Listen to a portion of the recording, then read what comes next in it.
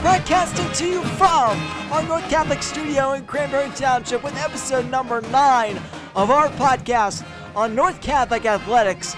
My name is Alex Brown. And I'm Ryan Berry. And together we are your hosts for this podcast. And we're starting off with the sports right now.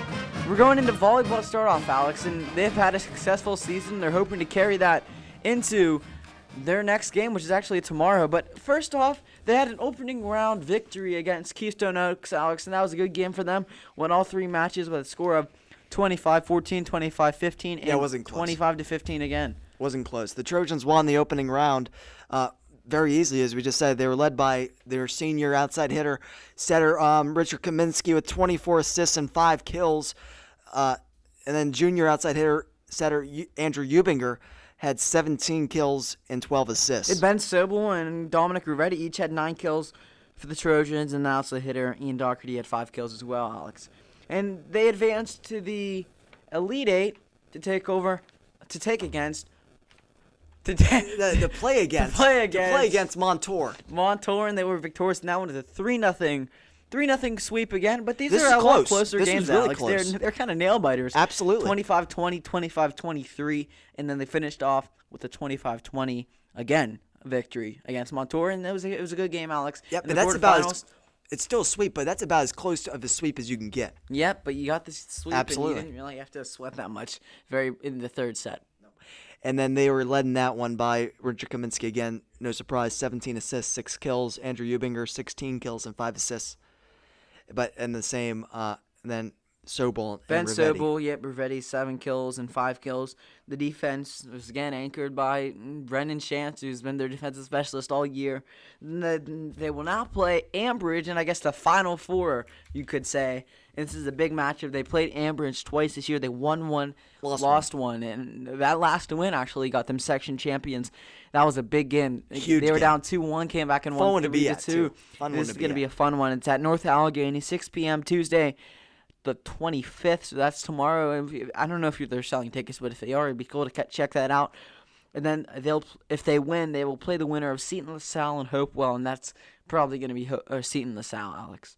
I would definitely assume so. But also, if they lose this game, which we definitely hope they don't, it's not over for the Trojans. Oh, and yes, it's not. It's not over. They could play in the third place game against the loser of the Seton LaSalle Hopewell game, and that would be at Bethel Park on Wednesday, the 26th.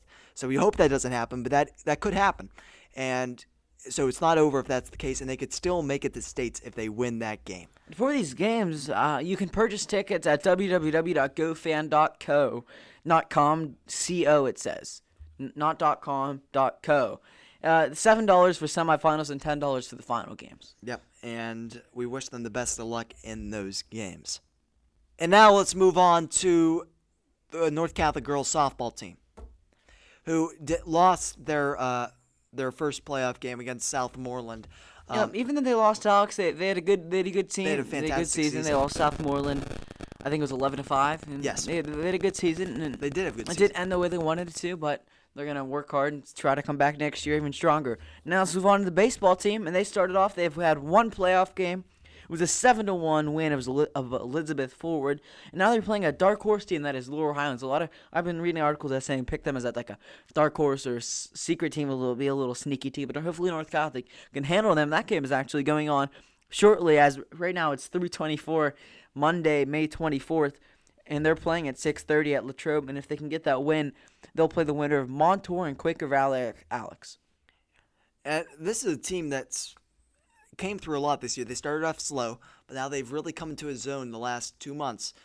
This North Catholic baseball team, and they're ready to go, and they're not stopping for anybody, and I don't think they're gonna be unprepared for this. Yep, they win a lot of games by good defense and good pitching, Alex. Absolutely. And now with that, let's move on to the boys lacrosse, Alex. Lacrosse team. Yes. So they had a bye in the first round, but they've had another game. They played Swickley Academy, and they just wiped the floor at them 11-2, just brushed them off, moved on to the semifinals against Chartiers Valley, who beat Indiana 13-11. So hopefully North Catholic can handle their business against Chartiers. I believe it is a higher seed than them. They're a 2 seed, actually. They are a 2 seed. Yeah, it'll be Chartiers it'll Valley. be a It's going to good be a tough game. It's gonna They be a tough play game. at Fox Chapel. So a lot of North Catholic teams are getting us the theme here, are going pretty deep in the playoffs, Alex. But if they win, they would have to play the winner of Mars and South Fayette, and that's going to be Mars. And that is a tough game because Mars is a very, very good team. Dominating team. They just beat Franklin Regional 29-3. And I don't know the circumstances surrounding that game, if there are any injuries for Franklin Regional or anything like that. But that 29-3, oh my gosh. And then it's the same situation for the lacrosse team as it was for the volleyball team, where they lose this game, they can play a game for third place if they lose against the loser of Mars South Fayette, which is probably going to be South Fayette. So that'd be the same scenario. So we wish them the best of luck. And you can also buy tickets in the same place that you can buy for volleyball. You can buy them on site. You don't have to buy them actually online. You can buy them on site. But also, one more thing. It's the same thing for the baseball team, too, as if they get to the semifinals and they lose that game, they can play an additional game for third place to make it to states. Top 3 make it to states. And with that, let's move on to the North Catholic track and field team. Yep, Alex, they had another great states, and Alex, and this one player who we actually interviewed, it's coming up shortly, and that's a great interview. Trevor Paschall did amazing, won 4 golds, Alex. But let's get through all the rest of the team, because the rest of the team pretty good too, Alex. They absolutely did. In the 4x100 team that Trevor was a part of, Luke Major, Jack Fennell, and Kyle Dupinski are the others that made up that team that is heading to Jason Sickett states. is also going as an alternate for that team also. And then for the bronze, Nick Scherzer finished 3rd in javelin. He's moving on to the states as well. Gio Hermanos also placed 5th in javelin as well. Or not the 5th javelin, and 3200. That's a tough race. That's a tough race. I don't know 2 how miles, people want to do that. And it was a hot day that day too. And he blows by the competition and in almost every meet. And then in the 100, Jack Fennell placed 6th and Luke Major placed 8th. And Alex has told me that Jack Fennell is one of the fastest starts in the WPIAL, Alex. Absolutely, he does. One of the fastest starts. You could see that on the football field when he plays there, too. On the girls' team, you got Tara Luca won silver in the 400-meter and took bronze in the 800-meter, and she'll be advancing to the state championships. In the 3200, Julia Zelensky placed 4th, and Elena Hicks placed 5th, and they both qualified for states as well. And then the girls' 4x100 team of Rachel Eric, Gier Kerson, Ava Smith, and Daniela Baylog, and the alternate Olivia Scherzer placed 6th, and Grace Lazera placed 6th in the 1600. And I'm looking through all these results, Alex, and I see 2 seniors listed, Alex. So that means there's a lot of young talent, young players for North Catholic that are doing very well, and that's good for the future of the track team. And some of these other results from the meet, the 4x800 team, the boys 4x800 team placed 10th. Nick Scherzer got 12th in the discus. Jack Fennell got 9th in the 200. Luke Major got 15th in the 400. Sam West got 12th in the 1600.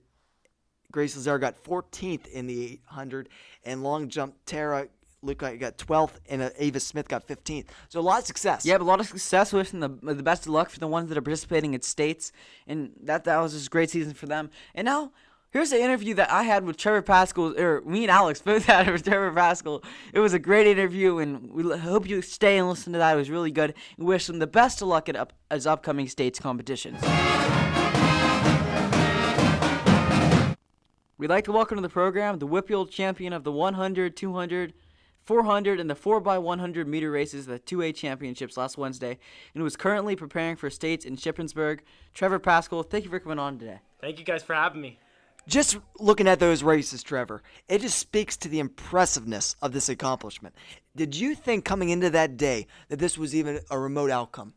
I knew it was a possibility, but I knew it was going to be really tough, and I'd have to work my tail off to get anywhere close to that. And just going through all those races, I mean, those are some tough races. They're sprints. Every one of them is a full-out sprint. So how are you able to maintain your speed throughout all those races? I think the most important thing is just recovery between races. Drinking a ton of water, getting fluids, eating oranges, granola bars, whatever I need, because I know I'm going to have to go all out in each of my races. And the nice thing is prelims were in the morning, and I didn't have to go full out for those because I knew it wasn't a title on the line, and I just had to get through to finals, which was a good starting point for me and almost like a warm-up. So it's a nice way to start the day. So after you won, how was the feeling of all the press and admiration that kind of followed after your victories?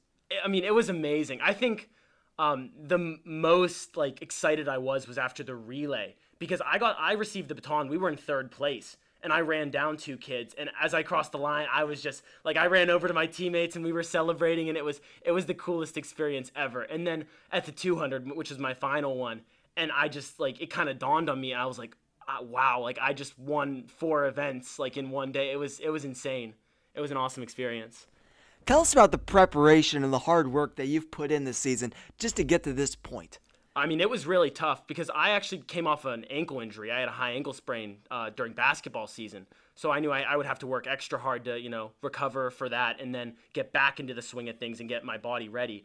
And, I was doing double practices sometimes, doing lifting in the morning and then going to run after school and doing whatever I needed to do because I knew it would pay off in the end. Throughout years at North, how has the support of the coaches and other teammates helped shape you into a good player and to be able to accomplish your goals?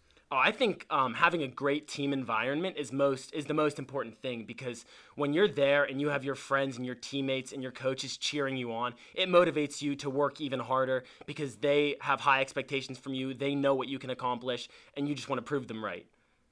With being robbed of a season last spring, how much more did this season mean to you succeed in considering it's your junior year? It meant a ton to me. I had high hopes for last season, maybe a shot placing at WPIALs, going to states, doing somewhat well. I just wanted to make up for lost time this season. I figured there's no time to slack. I just got to give it my all and see what I can accomplish. Now, with getting ready to go to states for the second time in your career, how are you approaching and preparing for these big races? I think mostly for me, it's mental because practices are just light. This week we're going to be doing some short sprints, some handoffs, some starts, more like fine tuning.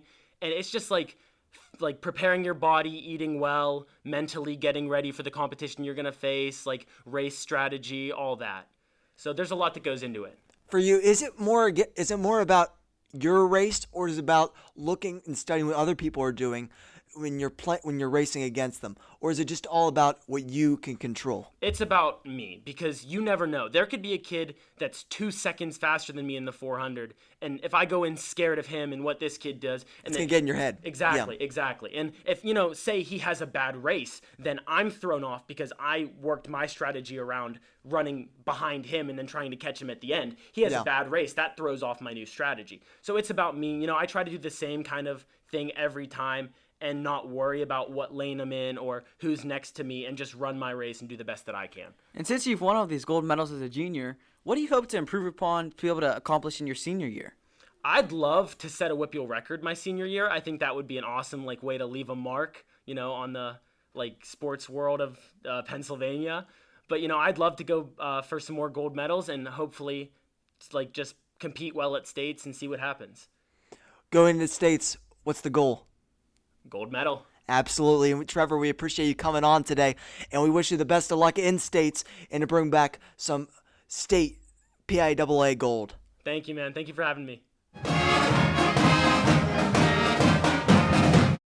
And you just heard from Trevor Paschall, who's going to states after winning 4 WPIAL races. Yep. And we appreciate him giving us the time. It was a really good interview. Wishing the best of luck and good luck to the all team.